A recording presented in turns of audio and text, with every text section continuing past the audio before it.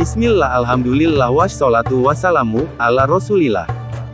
Al-Muhasibi. Sangatlah mengherankan apabila pengisahan Al-Athar mengenai Al-Muhasibi, salah seorang di antara tokoh-tokoh terbesar dalam sejarah mistisisme Islam, kurang lengkap dan sempurna. Abu Abdullah Al-Harits bin Asad Al-Basri Al-Muhasibi lahir di Basrah pada tahun 165 Hijriah atau 781 Masehi. Sewaktu kecil ia pindah ke Baghdad di mana ia kemudian belajar hadits dan teologi, bergaul rapat dengan tokoh-tokoh terkemuka dan menyaksikan peristiwa-peristiwa penting pada masa itu. Ia meninggal dunia pada tahun 243 Hijriah atau 857 Masehi. Ajaran-ajaran dan tulisan-tulisannya memberikan pengaruh yang kuat dan luas kepada ahli-ahli teori mistik sesudahnya, khususnya kepada Abu Hamid Al-Ghazali. Banyak di antara buku-buku dan brosur-brosur yang ditulisnya dapat kita temui hingga kini, yang terpenting di antaranya adalah kitab Ar-Ri'ayah, edisi Dr. Margaret Smith, London, 1940. Catatan mengenai anekdot-anekdot kesolehan Harits Al-Muhasibi, TA, 225-226, bersumber dari karya Al-Qusyairi, halaman 13 dan 14.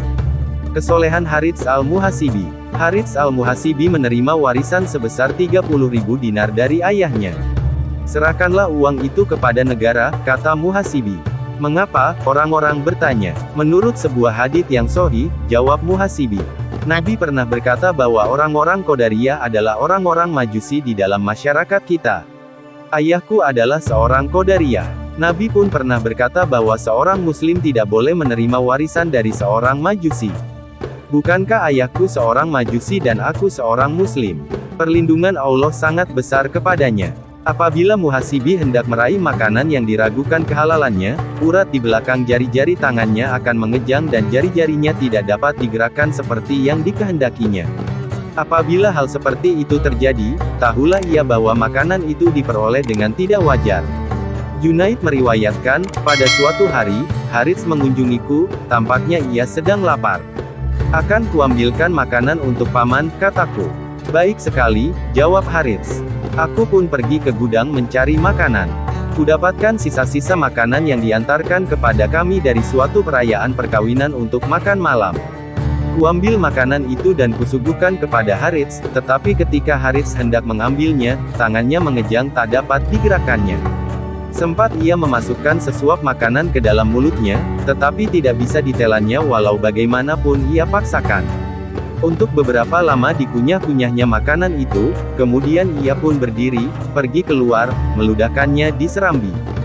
Dan permisi pulang.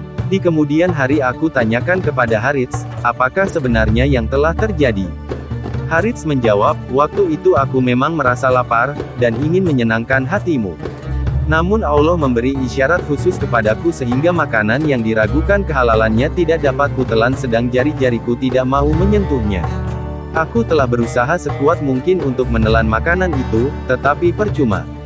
Dari manakah engkau memperoleh makanan itu? Dari seorang kerabat, jawabku. Kemudian aku berkata kepada Harits, tetapi sekarang ini maukah engkau datang ke rumahku? Baiklah, jawab Harits. Aku pun pulang bersama Harits. Di rumahku keluarkan sekerat roti kering dan kami pun segera memakannya. Harits kemudian berkata, makanan yang seperti inilah yang harus disuguhkan kepada para guru sufi. Kisah ini dikutip dari kitab Tazkiratul Aulia, disusun oleh Syekh Fariduddin Al-Attar. Gimana tanggapan Anda tentang kisah ini? Oh ya, jangan lupa subscribe dan ketuk loncengnya, agar bisa mengikuti kisah-kisah update terbaru. Mudah-mudahan dengan izin Allah bisa menghidupkan hati yang mati dan menumbuh suburkan semangat untuk ibadah. Amin ya Allah.